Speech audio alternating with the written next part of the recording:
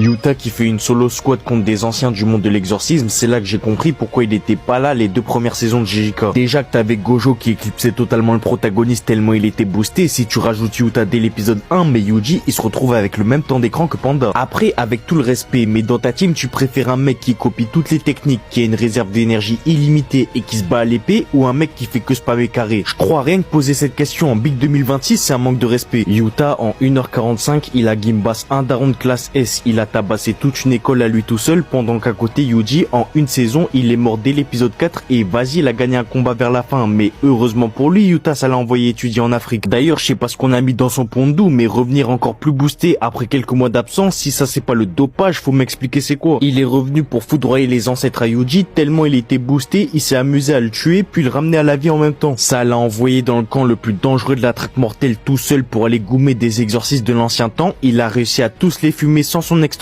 et sans forcer sur son talent. Et le pire c'est qu'après l'enchaînement de combats il était toujours chaud pour aller stab contre d'autres mecs, il était même pas un peu fatigué. Mais même avec tout ça, ça veut le comparer à des Akari, à des Kashimo. Moi je vous le dis, heureusement ça l'a pas mis au début de JJK, on aurait dit des dingueries dans les débats puissants sinon.